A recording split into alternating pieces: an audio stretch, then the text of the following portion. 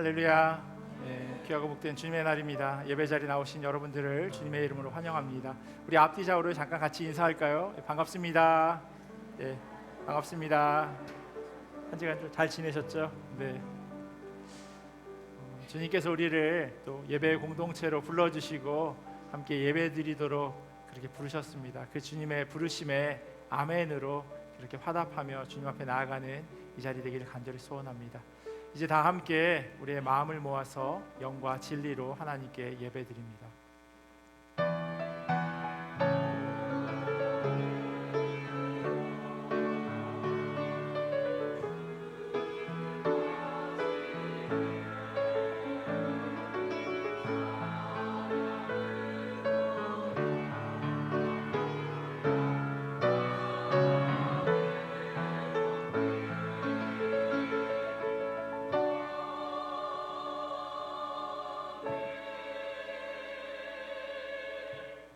오라 우리가 굽혀 경배하며 우리를 지으신 여호와 앞에 무릎을 꿇자.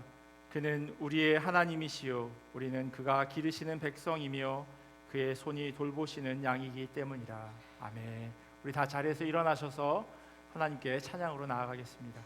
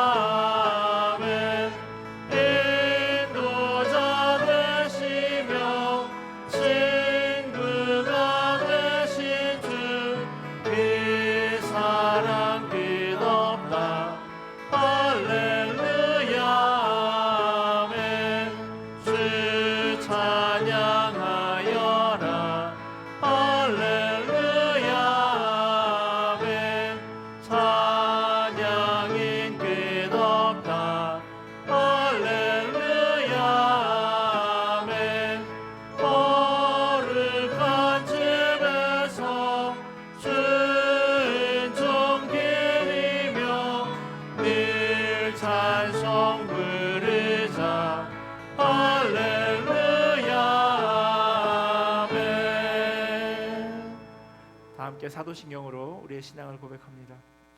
나는 전능하신 아버지 하나님 천지의 창조주를 믿습니다. 나는 그의 유일하신 아들 우리 주 예수 그리스도를 믿습니다. 그는 성령으로 잉태되어 동정녀 마리아에게서 나시고 본디오 빌라도에게 고난을 받아 십자가에 못 박혀 죽으시고 장사된 지 사흘 만에 죽은 자 가운데서 다시 살아나셨으며 하늘에 오르시어 전능하신 아버지 하나님 우편에 앉아 계시다가 거기로부터 살아있는 자와 죽은 자를 심판하러 오십니다. 나는 성령을 믿으며 거룩한 공교회와 성도의 교제와 죄를 용서받는 것과 몸의 부활과 영생을 믿습니다. 아멘. 모두 자리에 앉으셔서 오늘도 거룩한 주일 찬양하시면서 나아가시겠습니다.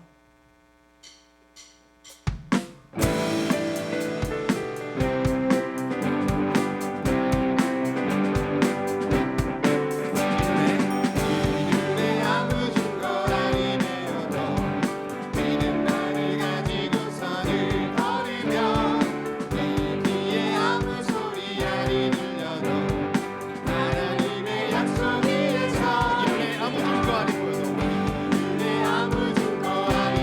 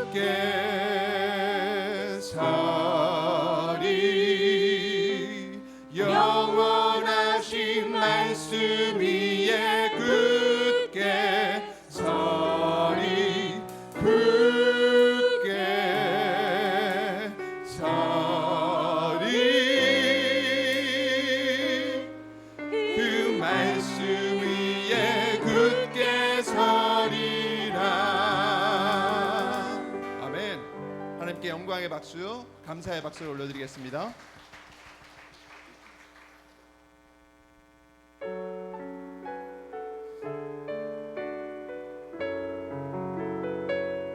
오늘도 주님의 은혜에 감사드리며 찬양하며 나아가겠습니다.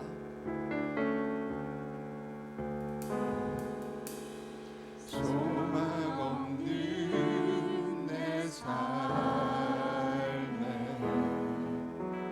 새 생명 허락하신 날 향한 주님의 은혜, 놀라운 주님의 사랑, 삶의 문제 임겨 눈물 난 일일 때도 날 안아주시는 주님, 한없는 주님의 사랑 나 찬양하네. 나의 믿음 주께 드려 나의 삶이 주를 나의 내 유일한 사랑 대신 주께 내 삶 드리리. 나의 믿음 주께 드려 나의 삶이 주를 나의 내 유일한 사랑 대신 주께 내 삶 드리리. 이 시간 다 함께 다시 한번 고백하면서 나아가겠습니다. 삶의 문제 임겨 눈물 난 들일 때도 날 안아주시는 주님,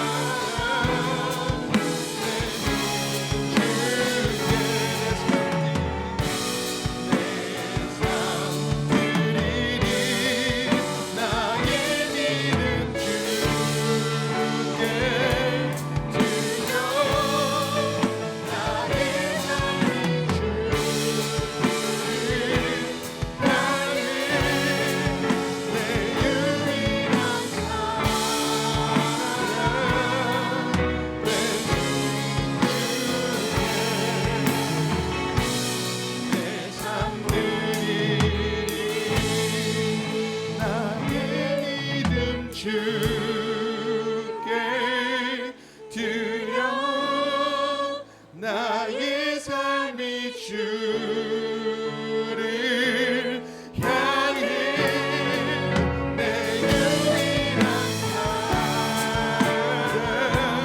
내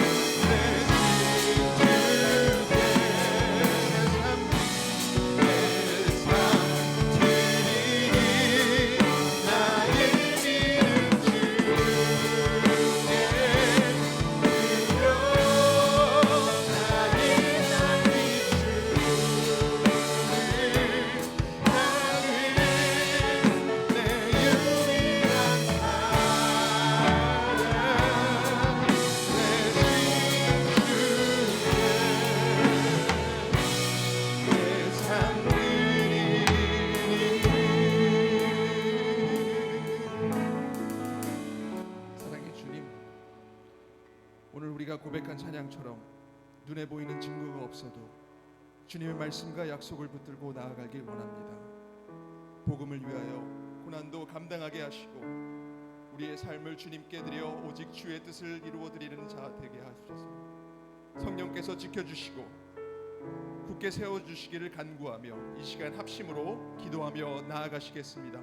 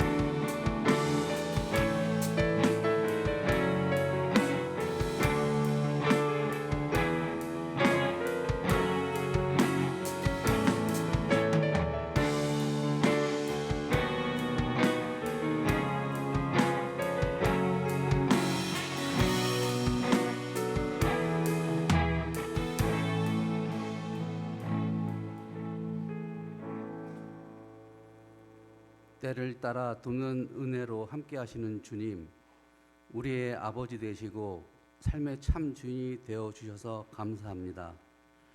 우리의 행위가 아닌 자랑할 것이 없는 전적인 하나님의 은혜로 구원해 주시고 거룩한 소명으로 불러주셔서 감사합니다. 은혜임을 알면서도 불러주신 뜻대로 살지 못하고 복음의 진리 가운데 서 있지 못해 맡겨주신 사명을 잊고 살았음을 회개합니다. 내주하시는 성령님께서 우리의 연약함을 도와주셔서 우리 안에 주신 말씀들이 되살아나며 지켜 행하는 참 믿음의 제자의 삶이 되게 하여 주옵소서. 영육으로 고난 가운데 있는 환우들을 주님의 긍휼하심과 능력으로 치유하여 주셔서 새 삶을 얻고 살아계시는 하나님을 증거하는 증인이 되게 하여 주옵소서. 땅끝까지 복음 전하는 선교사들에게 영육의 강건함과 성령 충만함을 주시고 구원의 기쁨이 선교사와 선교지에 가득하게 하여 주옵소서. 말씀을 선포하는 이충민 목사에게 담대함과 성령의 능력을 더하여 주셔서 듣는 모든 심령 가운데 생명이 뿌리 내려져 부탁하신 아름다운 것에 말씀의 의미를 깨닫고 지키기를 다짐하는 은혜의 시간이 되게 하여 주옵소서. 예수님의 이름으로 기도드립니다.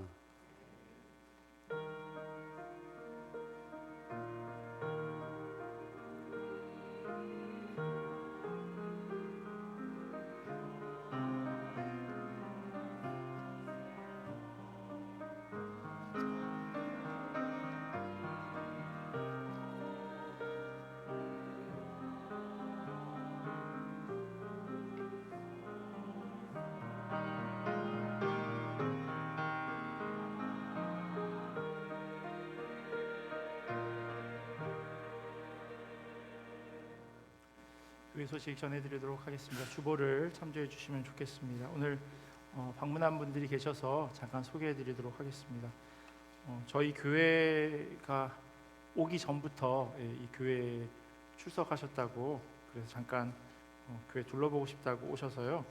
헬렌이랑 제이콥 두 분 오셨는데 please stand up, please. 헬렌 제이콥. 예, 반갑습니다. 반갑습니다.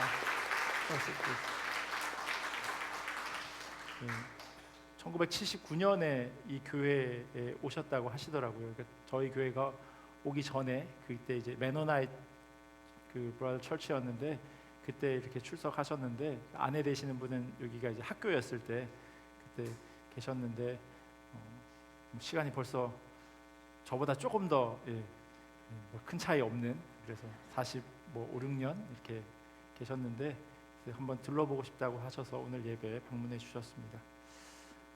그리고 이번 주 중에 이규환 장로님 생신이 있으셔서요. 그래서 가족분들이 좀 같이 참여하셨는데 아들 되시는 이문성 장로님 그리고 강수연 권사님 그리고 손자 되시는 이윤석 최명희 그리고 또 저스틴 전 그리고 세랄리 이렇게 오늘 방문하셨는데 잠깐만 자리에서 일어나 주시면 감사하겠습니다.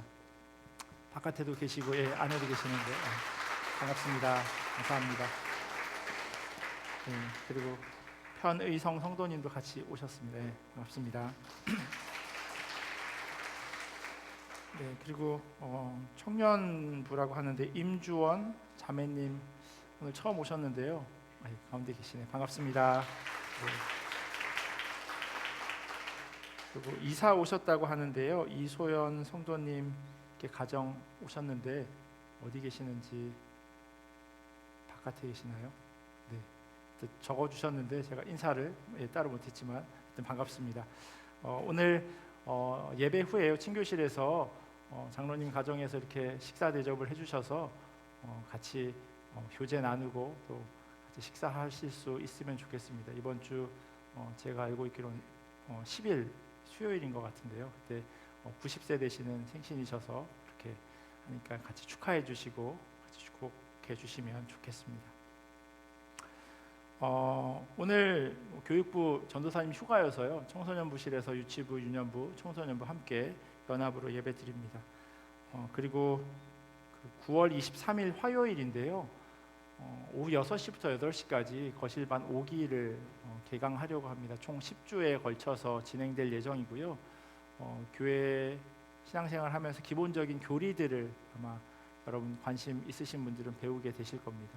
하나님, 성령님, 성경, 예수님 이것과 비롯해서 우리 신앙생활을 어떻게 해야 하는지 심지어는 이단과 관련해서도 뭐가 이단이고 뭐가 아닌지도 함께 나누는 그런 10주간의 시간인데요.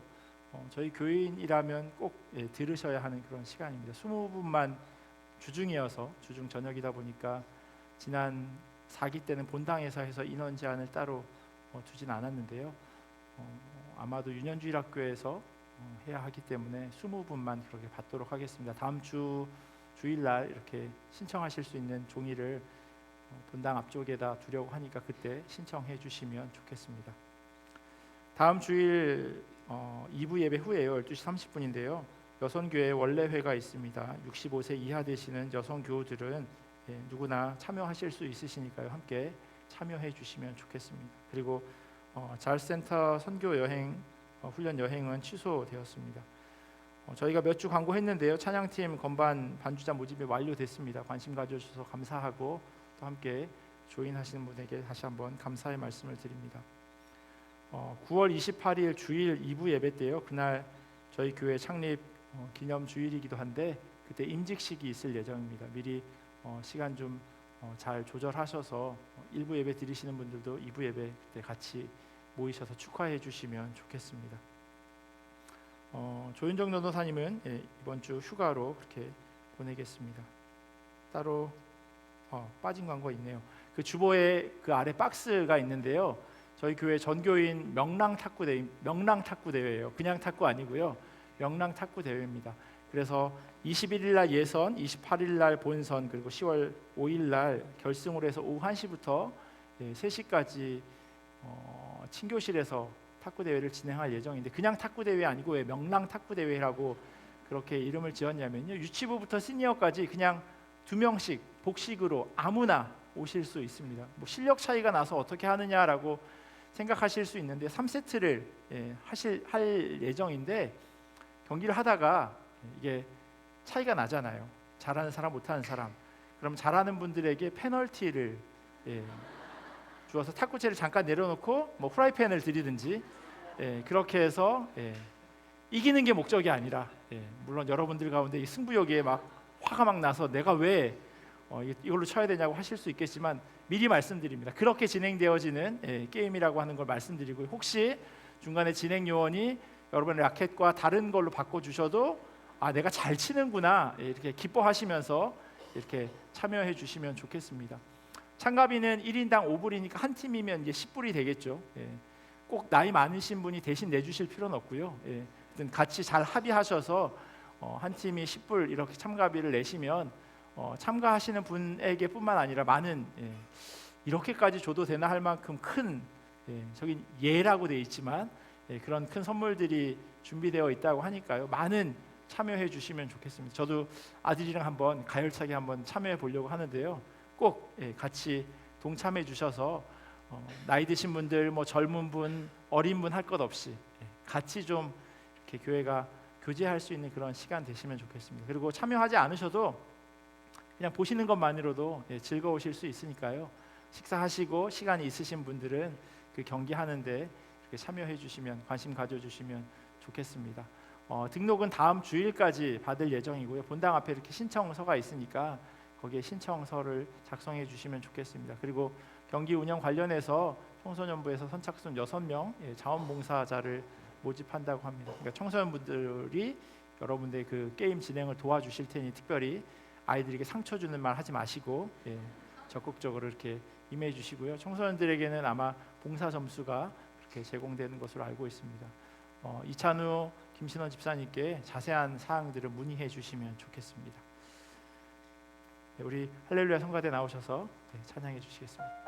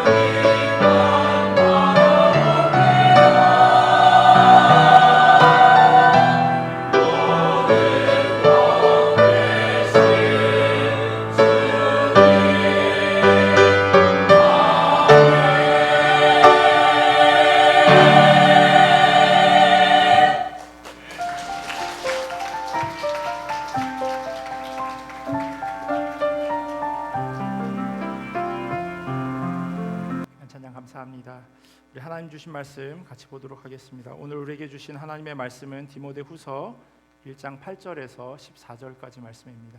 우리 몸이 불편하지 않으시면 자리에서 일어나셔서 하나님 주신 말씀 같이 보도록 하겠습니다. 디모데후서 1장 8절에서 14절까지 말씀입니다.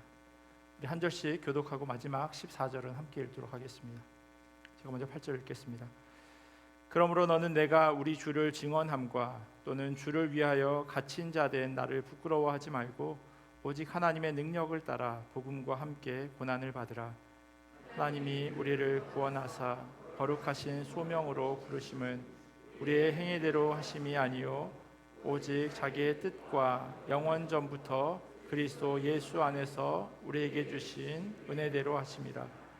이제는 우리 구주 그리스도 예수의 나타나심으로 말미암아 나타났으니 그는 사망을 패하시고 복음으로써 생명과 썩지 아니할 것을 드러내신지라. 내가 이 복음을 위하여 사자와 교사로 세우심을 이로 말미암아 내가 또 이 고난을 받되 부끄러워하지 아니함은 내가 믿는 자를 내가 알고 또한 내가 의탁한 것을 그날까지 그가 능히 지키실 줄을 확신함이라.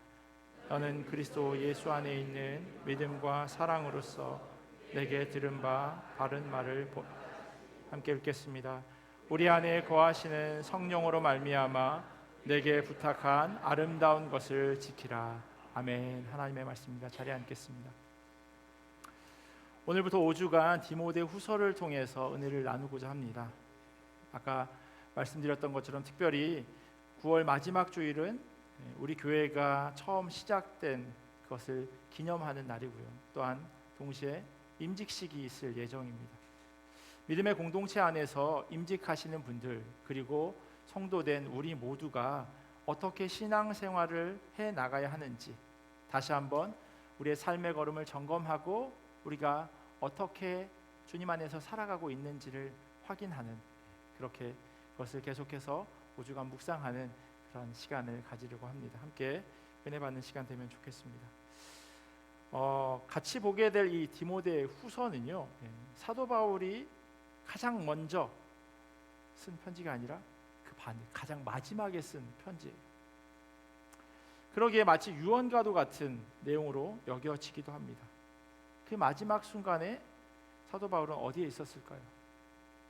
흔히 사도 바울의 편지 가운데요, 옥중서신이라고 불리는 편지들이 있습니다. 에베소서, 빌립보서, 골로새서 그리고 빌레몬서 이렇게 해서 4개의 신약 성경 그것을 옥중서신이라고 불러요. 감옥에서 쓴 편지라는 뜻이죠. 하지만 오늘 성경 본문인 디모데 후서 역시 바울이 옥중에서 쓴 편지입니다. 그럼에도 불구하고 이 디모데 후서를 보통은 목회 서신으로 구분하고 있어요. 왜냐하면 바울이 사랑하는 그래서 아들처럼 여긴 후배 목회자에게 보내는 편지이기 때문입니다. 어디에서 썼는지도 중요하지만 왜 썼는지 그걸 간과할 수 없으니까. 핸들리 모울이라고 하는 성공의 주교는요, 눈이 뿌옇게 흐려지지 않고는 바울의 디모데 후서를 읽기 어렵다라고 그렇게 고백합니다. 모울 주교가 이렇게 말한 이유는요, 바울이 처한 지금의 이 상황과 그의 나이를 고려해 본다면 훨씬 이해하기가 쉬울 겁니다. 바울은 지금 차가운 로마 지하 감옥에 있고 그때의 나이가 60세 정도 되었다고 합니다. 감옥에서의 생활은 굳이 설명하지 않아도 힘들고 어려웠을 것을 충분히 상상해 볼 수 있습니다. 지금이야 100세 시대라고 그렇게 이야기하지만 바울의 나이가 60이 넘었다고 하는 것은요, 당시로 볼 때 언제 돌아가셔도 사람들이 의아해하지 않을 그런 나이입니다. 이집트 파피루스에 기록되어 있는 이집트에 살고 있는 로마 사람들의 평균 수명이요, 여자가 23, 남자가 25이었다고 이야기합니다. 그러니까 이 기준으로 보자면 여기 계신 분들 대부분은 뭐 저를 포함해서 언제 돌아가셔도 이상한 일이 아닌 거죠. 물론 이 지역은 나일강의 범람으로 수해가 잦았고 풍토병과 전염병이 심한 지역이어서 평균 수명보다 조금 낮은 그런 편이었다고 하는 것을 감안해야 하지만 충분히 낮은 나이예요. 이집트 이외의 다른 지역에서 발견된 그런 사료들을 보더라도요, 로마 사람들의 평균 수명이 26에서 37살이었다고 합니다.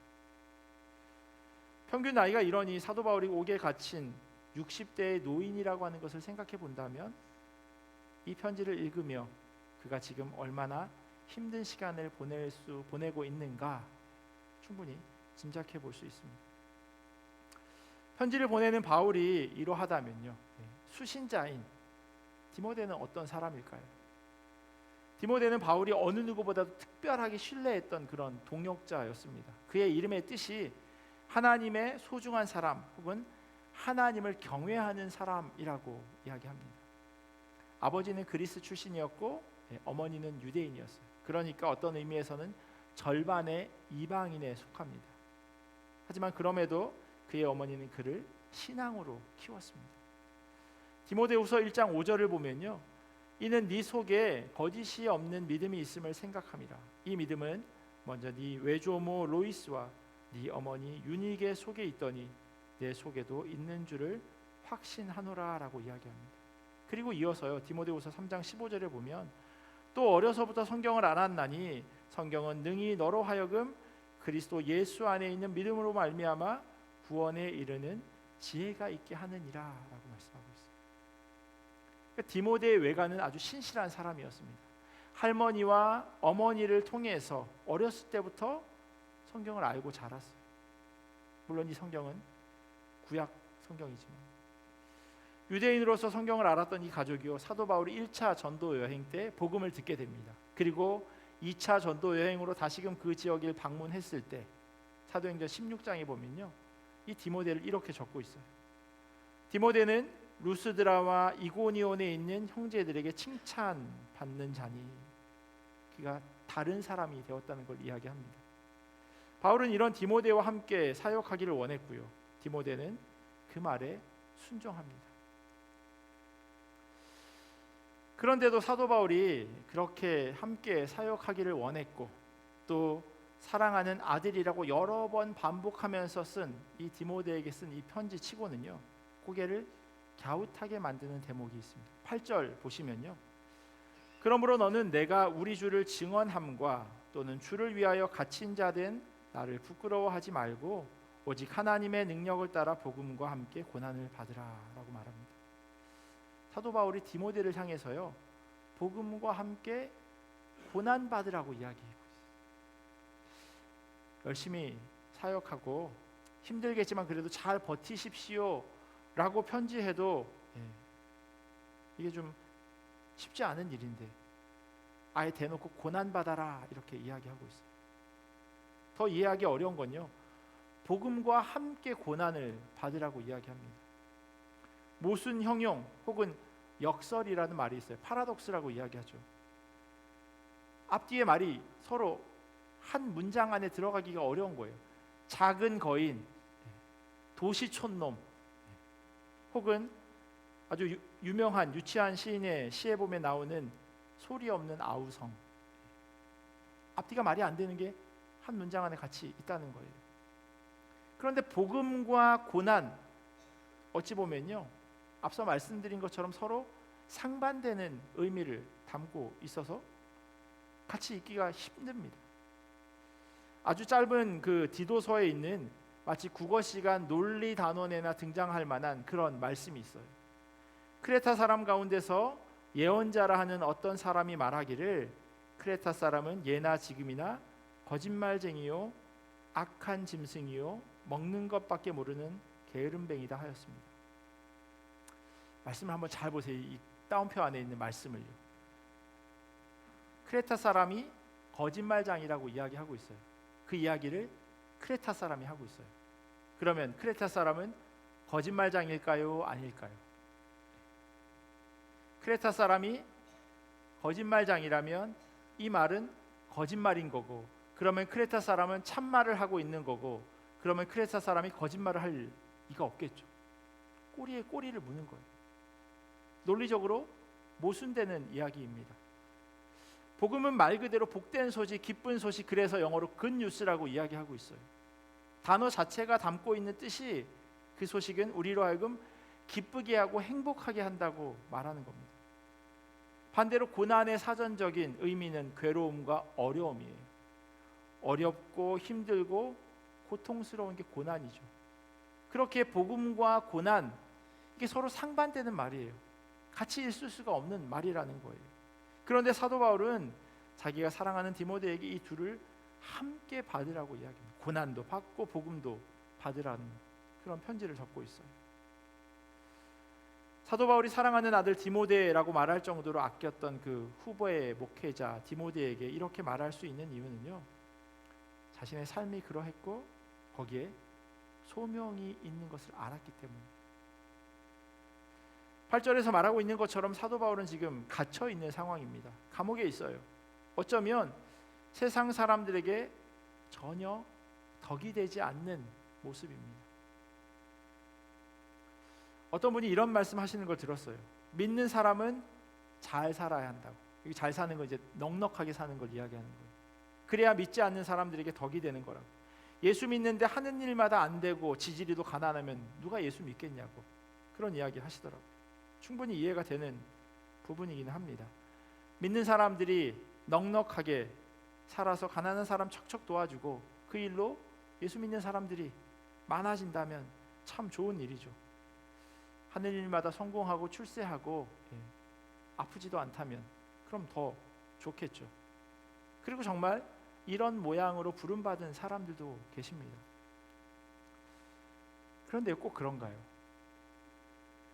제가 간증에 대해서 조금 불편하게 여기는 경향이 있습니다. 왜냐하면 학창 시절에 교회 다니면서 보게 되는 그 간증은 주로 잘난 사람들이 하더라고요. 서울대 가고 사법고시에 합격하거나 혹은 의사처럼 남들에게 자랑거리가 되는 그런 분들이 간증을 하시더라고요. 물론 그 효과를 무시할 수는 없습니다. 한때 서울에서 가장 많은 청년들이 모인다고 하는 교회 담임 목사도요, 그와 같은 식의 설교를 참 많이 했습니다. 믿는 사람은 사회에서 성공해야 된다고, 그래야 하나님의 영광이 드러난다고. 그런데 그렇게 설교했던 그 목사가 오히려 성적인 문제로 더 사회에서 지찬을 받는 그런 위치가 되었습니다. 과연 그럴까요? 꼭 흔히 말하는 성공과 출세만이 하나님의 영광을 나타내는 그런 자리일까요? 예수 믿으면 성공한다, 무병장수한다, 부자 된다라고 하면 참 많은 사람들이 교회로 달려올 겁니다. 아마 여러분들이 여기 앉아 있을 수 없을 만큼 많은 분들이 이 자리를 채울 겁니다. 그런데 그 반대는 어떨까요? 아픈 병상에서 하나님을 찬양하거나 경제적으로 어려움에도 자기의 손을 펴서 한 공동체 된 사람들을 돕는 그런 일들, 그렇게 살아가는 것이 하나님께 누가 될까요? 저는 어려움 가운데 하나님 붙들고 살아가는 것이 오히려 더 하나님께 영광이 되는 삶의 모습이라고 믿습니다.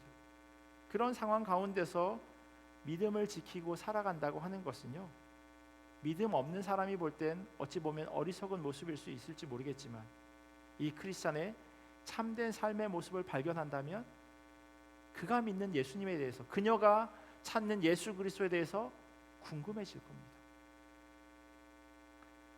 바울은 자신이 지금 고난받고 있는 상황, 특별히 옥에 갇혀 있는 것에 대해서 절대로 부끄러워하지 말라고 이야기합니다. 감옥에 갇힌 일, 자랑할 만한 일은 아닙니다. 창피한 일이죠. 혹시 여러분 가운데 그런 경험이 있으신지는 모르겠지만 일반적으로 그걸 자랑하면서 다니진 않습니다. 혹시 목장에서 제가 한 3년 정도 감옥에 있었어요라는 얘기를 들어보신 적이 있으신지 모르겠지만 혹 그렇다고 해서 그런 이야기를 꺼내진 않으실 겁니다. 물론 그 업계에서 일하기 위해서 내가 별이 몇 개다라고 이야기하는 사람들이 있기는 하지만요, 명예를 중요하게 생각하는 1세기 중동 지역에서 더욱 그것을 부끄럽게 생각했습니다. 그런데 이 일이 부끄럽지 않다고, 부끄럽게 여겨지지 않는다고 사도 바울이 말하는 이유는요, 믿는 자들이 마땅히 해야 할 일에 대한 결과였기 때문이에요. 마땅히 해야 할 일을 하지 않는 것이 오히려 부끄러운 일입니다. 한 테이블에 4명이 앉아 있어요. 같이 왔어요. 그런데 그 가운데서 2분이 음식을 주문해서 2분만 아주 배불리 먹었습니다. 그리고 나머지 2분은 굶었어요. 그렇다면 이 테이블 안에 앉아 있는 4명 가운데 누가 부끄러워해야 할까요? 배가 고파서 음식을 먹는 일은 당연한 행동이에요. 부끄러울 이유가 없어요. 그런데 같이 있는 사람이 굶고 있는데 두 명이 배가 부르다면 이 두 사람은 충분히 부끄러워해야 할 일을 한 겁니다. 독립운동하다 옥에 갇힌 사람들은 부끄러워하지 않습니다. 마땅히 자기가 해야 할 일을 하였고 그 결과로 옥에 갇힌 거니까요. 당당합니다. 반대로 일본과 결탁해서 부를 축적한 사람들, 감옥에 갇히기는커녕 경제적으로 여유를 누리면서 살지만 떳떳하지 못합니다. 부끄럽지 않다고 말하지만요, 우리 할아버지가 나카무라로 창씨 개명하고 일본 앞잡이였다고 이야기하고 다닌 사람을 본 적이 없으니까요. 그렇게 말하지 못하는 이유는 부끄럽다고 하는 증거죠. 그러기에 사도 바울은 디모데에게 자기가 예수님 때문에 갇히게 된 것을 절대로 부끄러워하지 말라고, 오히려 하나님의 능력을 힘입어 복음을 위하여 고난을 함께 겪자라고 이야기합니다. 내 힘으로가 아니라 하나님의 능력을 힘입어 그 일을 감당하자고 이야기하는 것을 기억해야 합니다. 그러면 이런 고민이 될 수 있어요. 왜 누구는 넉넉하고 누구는 가난해서 힘들게 믿음을 지키게 하는가? 정답이 될지는 모르겠지만요, 사도 바울이 이어지는 9절에서 이렇게 고백합니다. 하나님께서 우리를 구원해 주시고 거룩한 부르심으로 불러 주셨습니다. 그것은 우리의 행실을 따라 하신 것이 아니요 하나님의 계획과 은혜를 따라 하신 겁니다. 사도 바울은 이 모든 것이요 하나님의 계획 가운데 있다고 이야기합니다. 무엇보다도 어떤 모양으로 부름 받든지 그것이 우리에게 주신 은혜라고까지 이야기합니다. 이게 왜 은혜냐 하면요, 우리의 행실대로 하심이 아니기 때문입니다. 예수님께서 비유로 말씀하신 그 마태복음 20장에 나오는 이야기를 여러분 너무나도 잘 알고 계실 겁니다. 포도원 품꾼과 집주인의 비유죠. 이른 아침에요, 이렇게 소란할 때 포도원 주인이 인력시장에 나갑니다. 그리고 하루 200불 주기로 하고 일할 사람을 찾았어요. 그런데 일을 하다 보니 일손이 모자라서 오전 9시, 정오, 오후 3시, 심지어는 일이 다 맞춰질 때 나가서 일할 사람을 구해왔어요. 일을 마치고 맨 나중에 온 사람부터 일당을 주는데 그 사람들이 200불을 받는 걸 보게 된 겁니다. 그 모습을 처음에 온 사람이 보고요, 마음속으로 은근히 기대함이 있죠. 저 사람보다 내가 몇 시간을 더 많이 일했는데. 그런데 주인이 자기에게 준 일당은 그들과 똑같은 200불이었습니다. 그렇게 자기의 기대가 무너지자 1시간밖에 일하지 않은 사람, 그들과 똑같은 임금을 받은 제일 길게 일한 사람이 주인에게 따져 묻는 겁니다. 도대체 이게 무슨 일이냐고. 그러자 주인이 그 사람에게 다음과 같이 대답합니다. 이보시오, 나는 당신을 부당하게 대한 것이 아니오. 당신은 나와 한 데나리온으로 합의하지 않았소. 당신의 품삯이나 받아가지고 돌아가시오. 당신에게 주는 것과 꼭 같이 이 마지막 사람에게 주는 것이 내 뜻이오. 내 것을 가지고 내 뜻대로 할 수 없다는 말이오. 내가 후하기 때문에 그것이 당신 눈엔 거슬리오. 포도원 주인이 이렇게 이야기한 겁니다. 이게 은혜예요. 늦게 온 사람, 그들에게 주인은 값없는 은혜를 베풀었습니다. 그리고 일찍 온 사람도 마찬가지예요. 그 일찍 온 사람을 누가 불렀습니까? 많은 사람들 가운데서 그 포도원 주인이 택해서 불렀어요. 자기가 지금 이 자리에 있다고 하는, 이렇게 일할 수 있다고 하는 것이 그 사람에게 은혜여야 합니다. 그런데 마치 내 노력의 결과인 것처럼 생각하는 거죠. 사도 바울도 동일한 이야기를 하고 있습니다.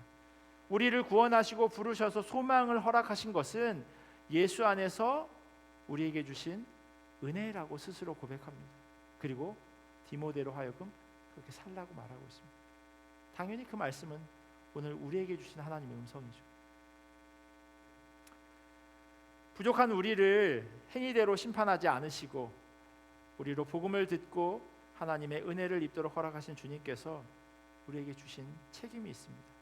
본문 13절과 14절 말씀 보시겠습니다.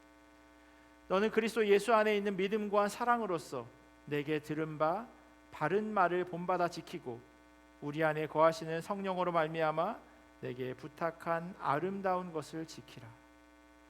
우리에게 부탁한 아름다운 것, 그것이요 먼저 믿는 우리의 책임이라고 이야기합니다. 아름다운 것을 지키는 것. 물론 모든 사람이 이 책임을 잘 감당하는 것은 아니에요. 저희가 읽지는 않았지만요, 15절에 보시면요, 아시아에 있는 모든 사람이 나를 버린 이 일을 내가 안하니 그 중에는 부겔로와 허모게네도 있느니라 라고 그 책임을 다하지 않은 특정한 사람의 이름을 사도 바울이 언급합니다. 잘 보면 되게 뒤끝 있는 사람이에요. 거기다가 뭐라고 이야기하냐면요, 아시아에 있는 모든 사람이라는 표현을 통해서 자기밖에 이 믿음을 가지고 사는 사람이 없다라고 오해할 수 있게 만듭니다. 그만큼 많은 사람이 사도 바울을 버렸다라고 하는 그런 의미예요. 바울이 특정한 사람들의 이름을 언급하기도 하고요, 모두 나를 버렸다고 과장해서 그렇게 이야기하는 그것을 통해 우리가 알 수 있는 것은요, 주님께서 맡겨주신 책임을 다하며 산다는 것이 쉽지 않다는 겁니다. 어렵다는 거예요. 이런 상황만을 바라보면 사도 바울은 낙심할 수 있을 겁니다. 그런데요, 예수님 역시도 사역하면서 이런 경험을 하셨어요. 요한복음 6장 66절에 보면요, 그때부터 그의 제자 중에서, 그러니까 예수님의 제자 중에서 많은 사람이 떠나가고 다시 그와 함께 다니지 아니하더라. 그렇다고 전부 떠난 건 아니었어요. 67절부터 69절에 보면요, 예수께서 12제자에게 이르시되 너희도 가려느냐?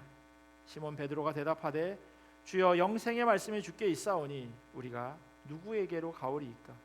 우리가 주는 하나님의 거룩하신 자이신 줄 믿고 알았사옵나이다 라고 고백합니다.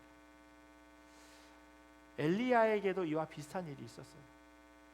바알과 아세라를 섬기던 예언자들과 신명나게 종교 전쟁을 한판 벌였습니다. 보통 무당이 춤을 추거나 작두를 타는 걸 신명나다라고 이야기하는데요, 엘리야는 하나님의 명령을 기억하면서 신명나게 예배 드렸습니다. 그리고 바알과 아세라를 섬기는 850명의 예언자들을 멸하였어요. 근데 이 소식을 이세벨이 듣게 됩니다. 이세벨이 뭐라고 이야기하냐면요, 내가 내일 이맘때에는 반드시 네 생명을, 엘리야의 생명을 저 사람들 중에 한 사람의 생명과 같이 하리라. 죽인다는 거예요. 그렇게 하지 않으면 신들이 나에게 벌을 내릴 거라. 이 말은 반드시 그렇게 하겠다는 다짐인 거죠. 엘리야는 하루 만에 이 말에 두려움이 마음 가운데 자리 잡게 돼요. 그리고 어제와는 전혀 다른 모습으로 살아갑니다. 심지어 그가 이렇게 이야기해요, 하나님께. 여호와여 넉넉하오니 지금 내 생명을 거두시옵소서. 나는 내 조상들보다 낫지 못하니이다. 하나님께 죽여달라고 말하고 있어요. 그런데 엘리야가 크게 착각하고 있는 게 하나 있어요. 하나님께서 그의 능력을 보고 세우신 것이 절대 아니에요.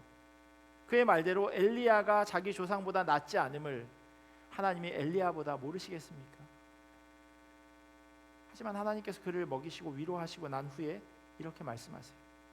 그러나 내가 이스라엘 가운데 7,000명을 남기리니 다 바알에게 무릎 꿇지 아니하고 다 바알에게 입맞추지 아니한 자니라. 엘리야는 자기 혼자밖에 없는 줄 알았어요. 그런데 자기보다 더 신앙을 든든히 붙잡고 있었던 7,000명의 사람들이 남아 있었습니다. 하나님께서 그를 엘리야에게 붙여주신다 말씀하세요.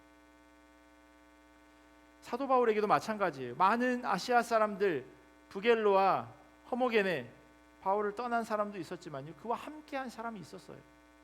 16절과 17절에 보면 원하건대 주께서 오네시보로의 집에 긍휼을 베푸시옵소서. 그가 나를 자주 격려해주고 내가 사슬에 매인 것을 부끄러워하지 아니하고 로마에 있을 때 나를 부지런히 찾아와 만났음이니라 라고 이야기합니다.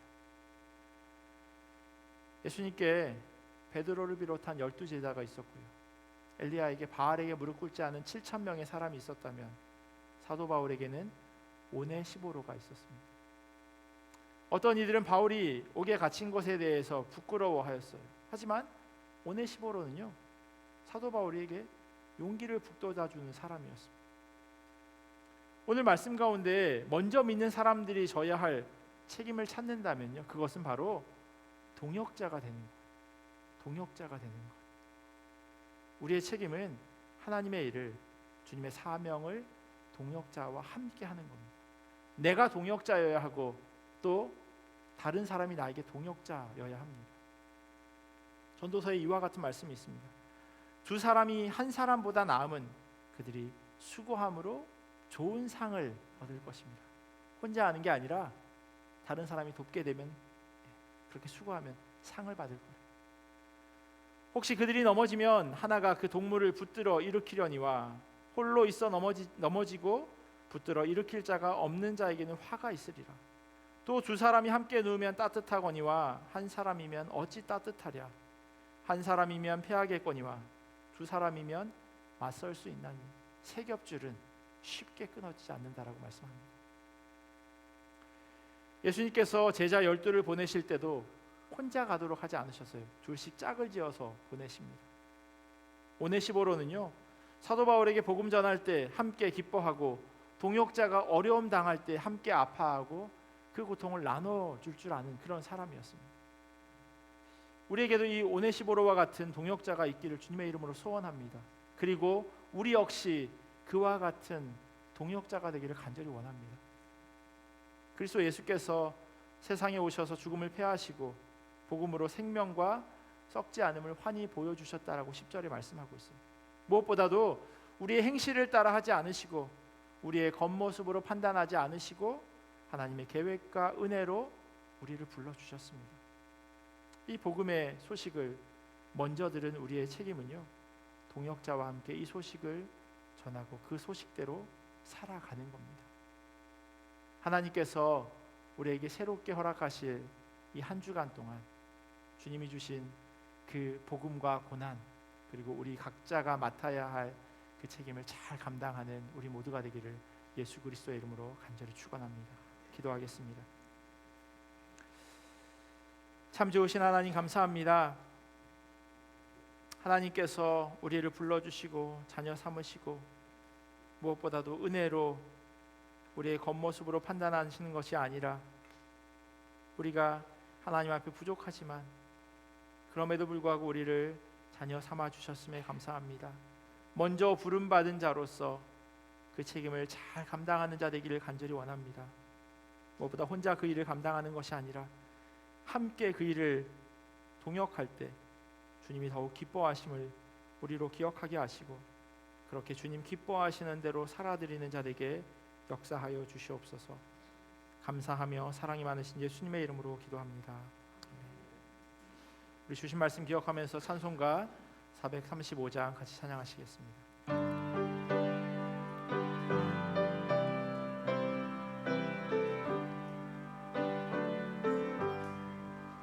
나의 영원하신 기업 생명보다 귀하다.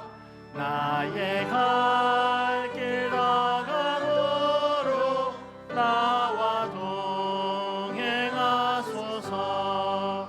주께로 가까이 주께로 가오니 나의 갈 길 다가도록 나와 동행하소서. 세상 불귀한 일함과 모든 명예 버리고 험한 길을 가는 동안 나와 동행하소서. 주께로 가까이 주께로 가오니 나의 갈 길 다가도록 나와 우리 다 같이 일어나셔서 봉헌하시겠습니다. 얻은 골짜기